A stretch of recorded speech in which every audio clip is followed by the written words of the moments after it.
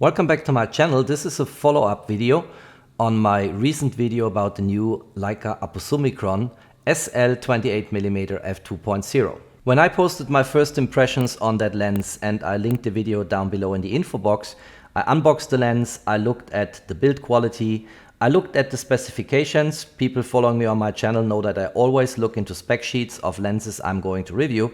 I also did a cross comparison to the LEICA M lens lineup and looked at 28mm lenses we can have for rangefinder cameras in the LEICA system. I looked into the LEICA Q and Q2 because they also have 28mm focal length. And I also looked into the autofocus capabilities of that lens because the APO-Summicron lenses in the LEICA SL lens system, they have a very good autofocus system. And the autofocus is spot on and quite speedy. Now in this video, I want to look into sample images and my shooting experience. And a lot of people demanded that video already because I promised it. Clearly, when I make a promise, I want to keep it. So let's kick off the video now.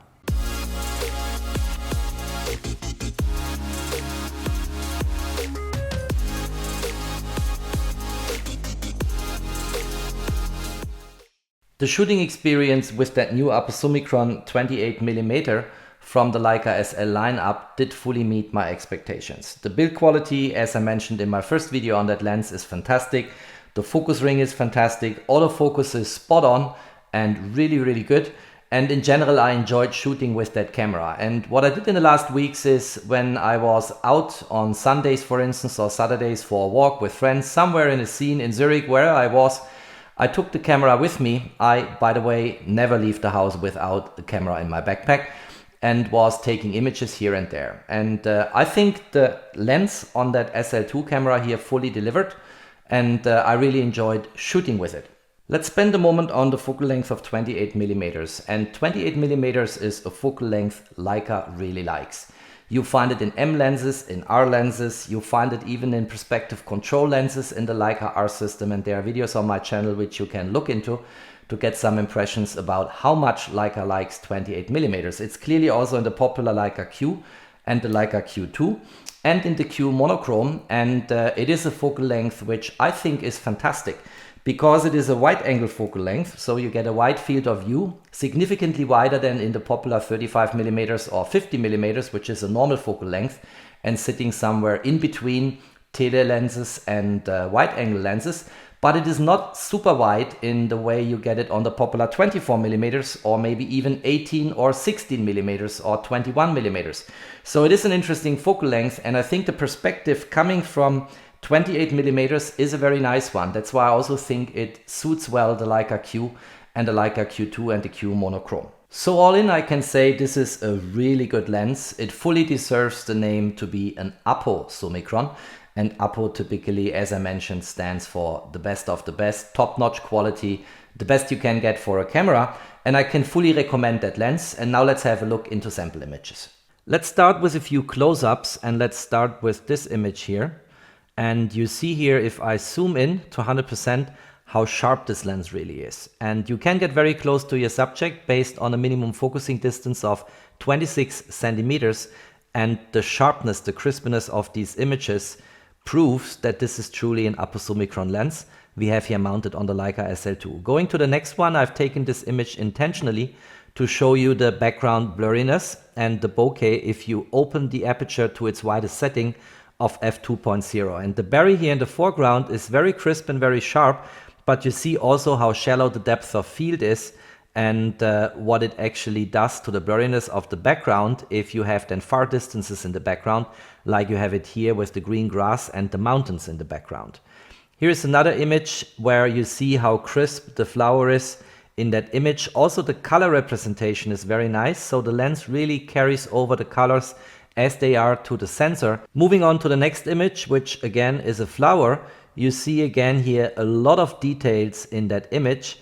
And if you move away a little bit to the background, like this flower here is sitting a little more in the back, you already get some blurriness and fuzziness, and where the focus is sitting, it's spot on, it's pinpoint sharp. Clearly the main application for a wide angle lens with a focal length of 28mm is landscape. And if we look into that image here, this has been taken outside of Zurich, somewhere close to the mountains. You again see a lot of detail in that image here on that parking lot, but you also see how nice the field of view is you get with 28mm. Same here, if you look at that image or here, you just have a very nice field of view, and I think this is a special look you get with 28mm in contrast to other focal lengths. So I took various of these frames, and I think you always have something nice in the foreground here, wide open field. In the background you have the mountains. Did I ever mention how beautiful Switzerland is, by the way, which I call my home? Lucky enough to call it my home. Very nice what we have here if you want to do landscape photography, but also night photography, of course. And typically for wide angle lenses it's recommended to have some depth in the image, and there will be a different video, another video I'm going to make on wide angle lenses in the Leica lens lineup. But here at least you see there is a little bit of information in the foreground here coming from that hiking way here, and then in the background again you have the mountains, pinpoint sharp, crisp and clear, exactly the way I wanted. Moving on, I found on the parking lot, which you saw from a bird perspective before, this very interesting car here. And again, if you look at that, it's just nice how that APO-Summicron lens is carrying over the scene in front of you towards the sensor of the Leica SL2. More mountains and hiking ways. Here is an image which actually is a composition of 3 different frames. And I will basically show 2 images where in the original single frame I had a way of too bright sky and a way of too dark foreground. And I'll quickly cover how to overcome that problem now. So here's a typical scene where this problem applies, and this image has been taken late afternoon and it was already getting darker. The sky is still very bright and also has nice structure from the clouds, but the foreground is way off too dark. If you have a situation like the one in the image I just showed, where part of the image, in our case it was the upper part, is overly bright and there is another part of the image which is overly dark, then one recipe I use a lot to overcome these kind of situations is exposure bracketing. And clearly you can argue that you can do this in post by taking part of the image and then doing in post-processing a lift up of shadows or exposure on your sliders in Lightroom or in Capture One.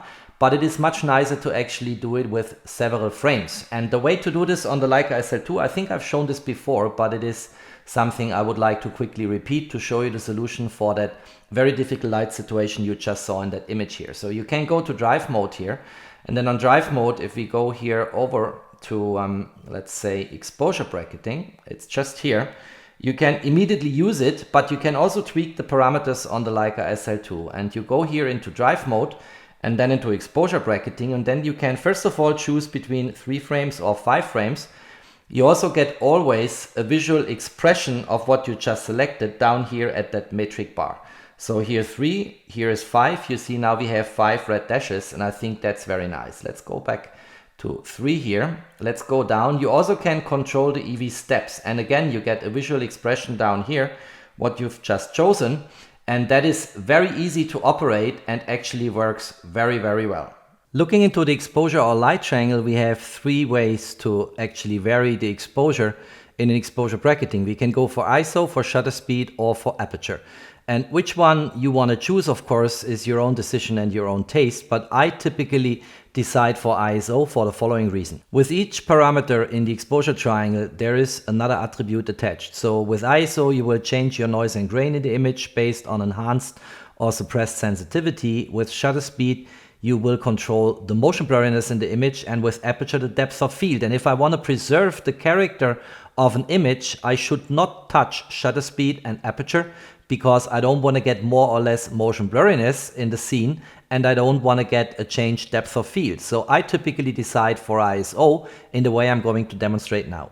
So coming from the light triangle, here is my tip how I use exposure bracketing most of the time. I go here on the settings into fully manual mode, and then I can fully control my aperture and my exposure time. So here I'm now currently tweaking the aperture. Let's go to you see this here, f4.0.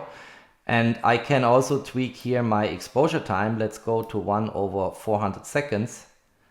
And what I keep floating is the ISO. I just go to auto. And that means your exposure bracketing basically becomes an exposure bracketing with respect to ISO. And in this way, I keep the character of my image, which is mainly driven by the depth of field coming from the aperture and by the shutter speed, which is controlling motion blurriness. And I don't want to change that when I do exposure bracketing. I just want to have it as if I would take a single frame. But the ISO can float. And in many ways, actually, this is not a problem for the LEICA SL2 because the ISO capabilities of these 47 megapixel sensors, they're excellent. And you can afford to have a little more ISO than maybe on other cameras which are not full frame. And let's go maybe for a moment here to, because we are in the studio. So let's get this to 1/100 seconds.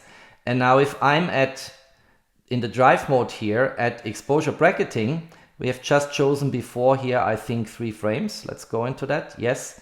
And with 1 EV of difference. And now we can just shoot. And since this is 1/100 seconds, I can easily do this handhold at an aperture of f4. And ISO will then just float. And we get exposure bracketing with respect to ISO, which is an ISO bracketing in essence. So let's do this. 3 images you've seen, they have been taken very quickly. And if we look into them now, we have here an ISO of 640, here an ISO of 320, which is 1 full stop darker, and then here 160, which is another stop darker. And the frames coming from ISO bracketing, I can then compose in Lightroom via HDR merge in order to create 1 image with a much better balanced light across the whole frame. So I've here the 3 images from ISO bracketing, and they are all shot with 1/200 seconds, so easy to do it handhold. And they are all shot at an aperture of f5.6, which is one of the apertures I use most on LEICA lenses, because for many of the lenses it's the sweet spot where you get actually the best quality. And the ISO is bracketed here, so we have on the left hand side an ISO of 160, times 2 makes in the middle ISO of 320, and another times 2 is 640 ISO on the right hand side. And now what I can do here in Lightroom, of course, is I can mark them all. I can go and search for HDR, and then we can do a photo merge HDR, and then Lightroom is doing the job for me. So you see it here, creating HDR preview, and the images will be aligned, will get the light balanced in a way you will see in a moment, and that actually works quite well. So Lightroom then generates for me another RAW file. And the 3 images I took for exposure bracketing, they are of course DNG files. And here is now the frame, and you see it preserves in the sky the very nice structure I have on the left hand side, fully preserved, but it also brightens up from exposure bracketing here the foreground, which is my green grass here. And that actually creates then all in a very good image where the light is totally balanced. And by the way, again, sharpness, very nice in these images here as we saw before. Here's an image with the same problem as we saw before. The sky is already very bright but has nice structure. The foreground with these yellow flowers here and with the tree in the middle of the scene, they are way off too dark. And the way to overcome this is again ISO bracketing. So all 3 images here have been shot with an exposure time of 1/200 seconds and an aperture of f8.0. But then here we have an ISO of 100, 200 and 400. And then marking them all up and doing the same trick as before, I actually can merge these images via Lightroom and get the perfect frame with the perfectly balanced light. So here you see the result. On the left hand side, the original frame, and here we had not an evenly balanced light situation. On the right hand side, the result from ISO bracketing.